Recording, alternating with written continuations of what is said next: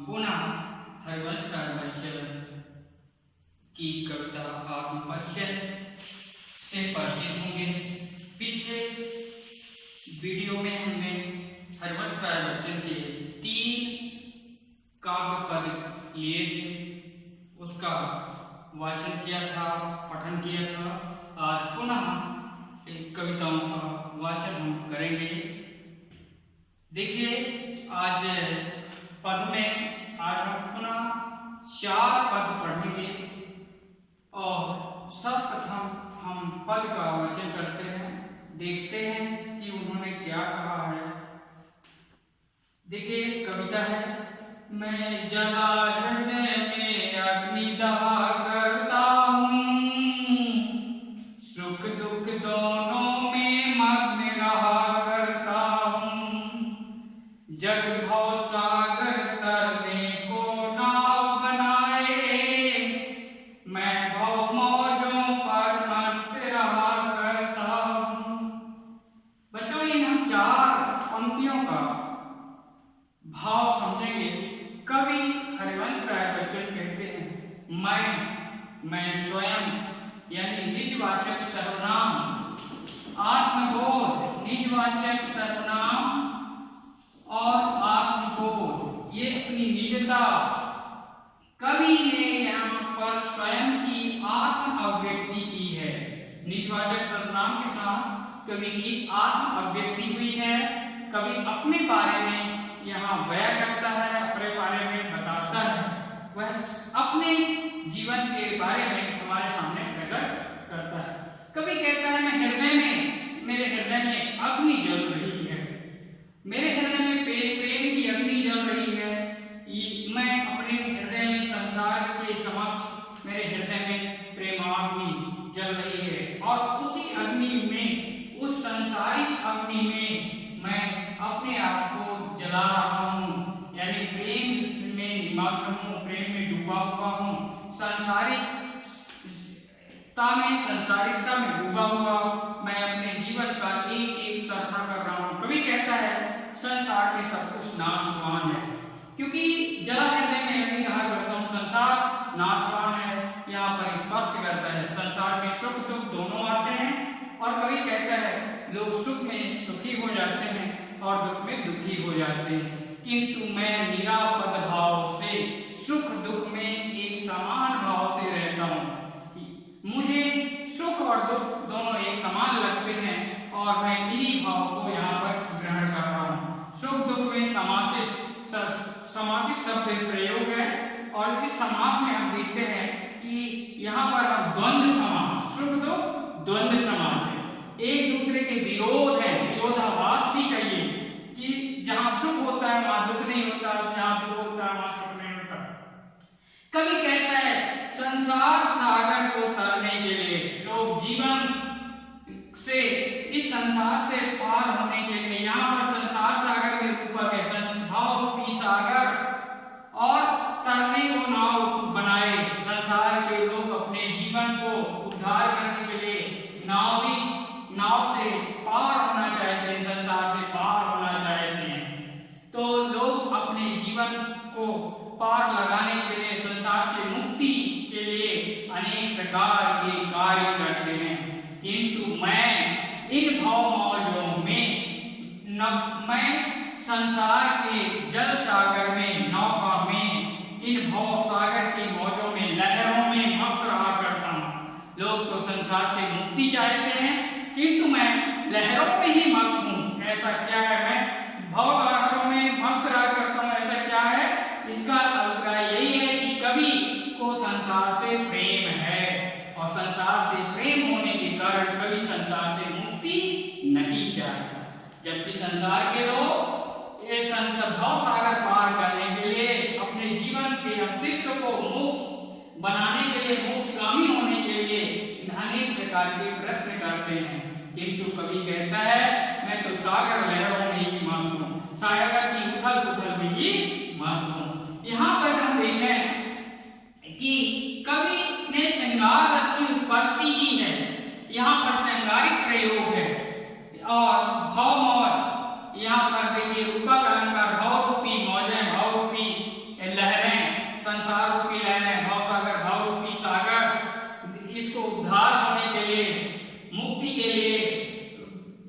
यात्रा समाप्ति के लिए, जीवन से मोक्ष के लिए लोग अनेक प्रकार के कार्य करते हैं। सुख दुख में कवि ने समासिक प्रयोग किया है। दहा करता हूँ, मन रहा करता हूँ, मस्त रहा करता हूँ कि आवृत्ति के कारण इस पंक्ति में या इस स्टेंजा में, इन काव्य पंक्तियों में हम देखते हैं कि आवृत्ति के आगमन के कारण कविता गेय में गीतात्मकता आ गई है, कविता गेय हो गई है। कवि ने तत्सम शब्दावली का प्रयोग किया है और कवि ने अपने जीवन की आत्म अभिव्यक्ति करता है।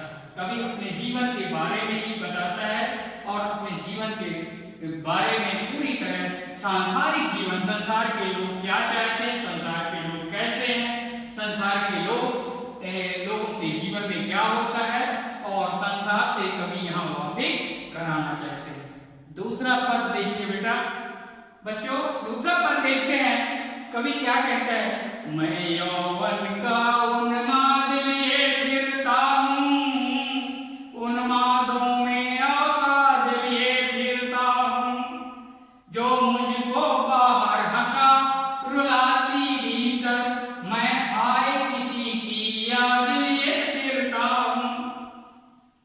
कवि कहते हैं यौवन का नशा, यहाँ जवानी का उन्माद नशा। कवि कहता है मैं संसार में अपने यौवन के नशे में मस्त हूँ, मैं जवानी के नशे में मस्त हूँ, मैं दीवानगी के नशे में मस्त हूँ। और कवि कहता है उन्मादों में अवसाद, यहाँ पर जवानी के नशे में अवसाद दुख क्यों होगा। एक और कवि कहता है मैं उन्मादित हूँ, अपने जीवन में यौवन का उन्माद है, और कवि दूसरी ओर कहता है उन्मादों में अवसाद है। तो यहाँ पर हम देखते हैं कि इस कविता में कवि ने विरोधाभास का प्रयोग किया है। यहाँ पर विरोधाभास अलंकार है। कभी ऐसा नहीं होता जहाँ खुशी हो वहीं पर दुख हो, कदापि ऐसा नहीं होता।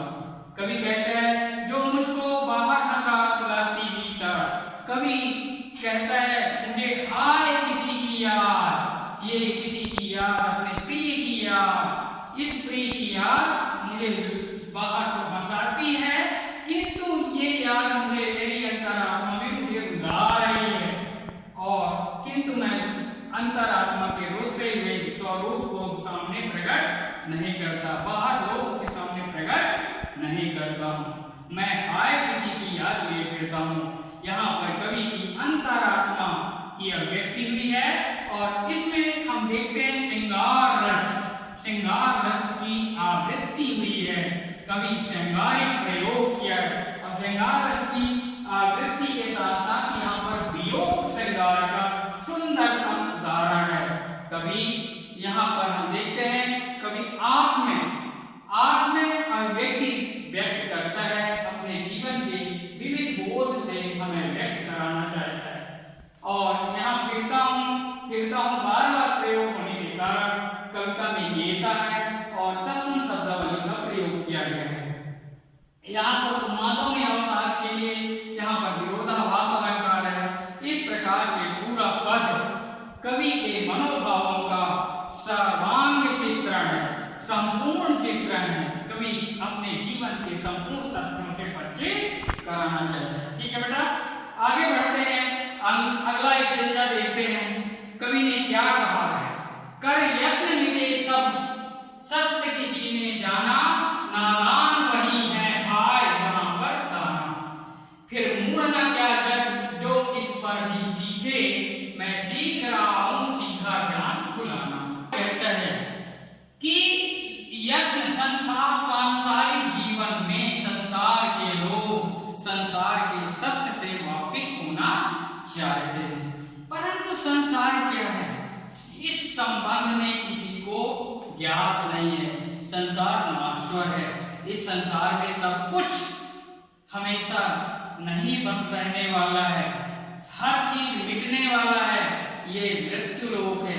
हर व्यक्ति की, हर जीवन की, हर जीव जंतु की, पेड़ पौधे पक्षियों की, सब की आयु निश्चित है। एक समय बाद सभी अपने जीवन की समाप्ति होगी, सभी के जीवन की समाप्ति होगी, सभी निर्वाण को प्राप्त होंगे, सभी प्रस्थान कर जाएंगे। किंतु संसार के लोग यही चाहते हैं कि मैं चिर हम ये जानते हैं संसार के लोग रोज मरते हैं और रोज जन्म लेते हैं, इसके बावजूद भी इस सत्य को लोग स्वीकार नहीं कर पाते। कवि यहाँ पर यही कहते हैं कि नादान वही है आय जहाँ पर दाना। लोग यह जानते हैं कि सत्य यह नहीं है, हम चिरजीवी नहीं है, निरंतर नहीं है, हमारा जीवन हमेशा नहीं रहने वाला, किंतु इस सत्य को, इस ज्ञान के बीच ही अज्ञान है, नादानी है, हम अज्ञान हैं। और जहाँ पर दाना है, जहाँ ज्ञानवान लोग हैं, बुद्धिमान लोग हैं, उसी बुद्धिमान लोगों के बीच भी अज्ञानी लोग रहते हैं। और लोग यही नहीं समझ पाते कि संसार की वास्तविकता क्या है। फिर मूढ़ न क्या जग इस पर भी सीखे। हम संसार को देखते हुए भी इस तथ्य को, हम इस तथ्य से परिचित होने के बावजूद भी, हम इसके अनुभव को लेने के बावजूद भी इस अनुभव का प्रयोग नहीं करते, हम इससे कोई सीख नहीं लेते। संसार के ज्ञान, संसार के लोग मूढ़ हैं, जैसे मूर्ख हो गए हों, और यह मूर्खमान संसार इस तमाम प्रक्रियाओं से, प्रकृति के स्वरूप से, प्रकृति के क्रियाकलाप से, सांसारिक क्रियाकलाप से, ईश्वरीय शक्ति से परिचित होने के बावजूद भी कुछ नहीं सीखता। कवि कहता है मैं सीख रहा हूं सीखा ज्ञान भुलाना। संसार के लोग जिस ज्ञान को भूल चुके हैं, मैं उसी ज्ञान को पुनः प्राप्त करने की चेष्टा कर रहा हूं, यत्न कर रहा हूं, मैं इसी ज्ञान को पुनः सीख रहा हूं। नादान हाय, नादान वही है हाय जहां पर दाना। यहाँ पर विरोधाभास है कि लोग संसार के सत्य से परिचित होने के बावजूद भी उस स्वरूप को स्वीकार नहीं करते। काव्य पंक्तियों में साहित्यिक खड़ी बोली हिंदी तत्सम शब्दावली का प्रयोग किया गया है। साथ ही साथ ज्ञानी, ज्ञानवान लोगों के बीच ही अज्ञानी लोग रहते हैं। कवि ने इस विरोधाभास को, सांसारिक स्थिति को परिचित करा देते हैं। बच्चों, चौथी पंक्ति, चौथा स्टेंजा हम पुनः देखते हैं इन चार पंक्तियों को। मैं और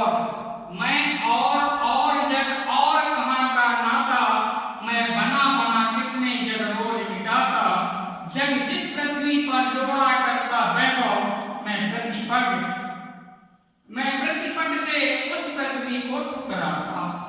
मैं कौन? मैं सजान और जग, मैं और इस संसार के लोग, इस संसार के प्राणी। यहाँ पर और शब्द की आवृत्ति अनेक रूप में हुई है, यानी अलंकार। यहाँ पर देखेंगे कि यमक अलंकार है।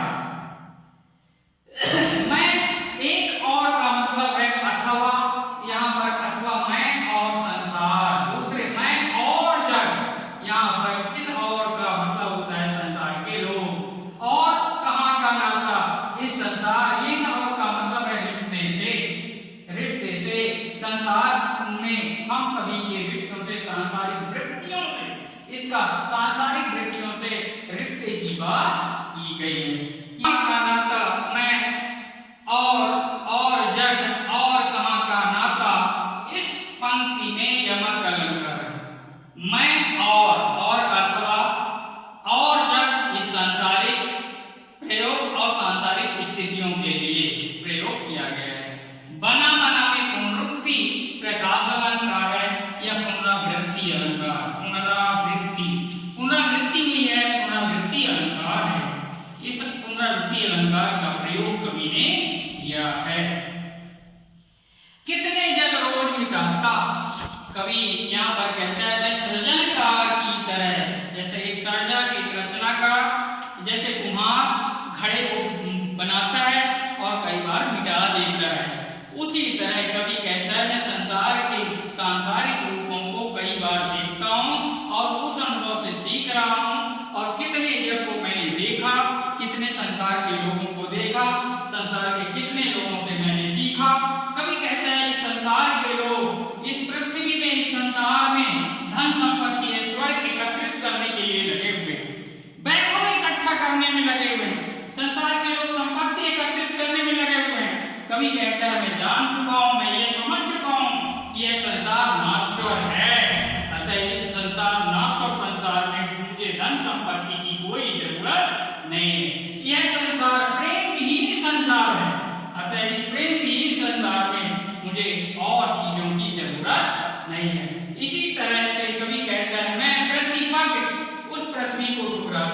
कवि कहता है मैं प्रेम विहीन संसार को हमेशा हर पल प्रति पग प्रत्येक पग प्रत्येक कदम में इस ऐसी पृथ्वी को नकारता हूं। कवि अस्वीकार करता है। कवि की यहाँ पर निराशावादी भावना प्रकट होती है। कवि की सांसारिकता, कवि ने संसार में छल कपट अनेक प्रकार के विरोधाभास को देखकर कवि को यहाँ पर संसार से वियोग हो गया है। यहाँ पर हम देखते हैं वियोग श्रृंगार की आवृत्ति में। कवि संसार से प्रेम तो है पर अब संसार से कवि को प्रेम नहीं होता। कवि ने यहाँ पर जीवन के बिंब को प्रकट करता है, जीवन के बिंब को स्थापित करता है। संसार के लोग कैसे, संसार की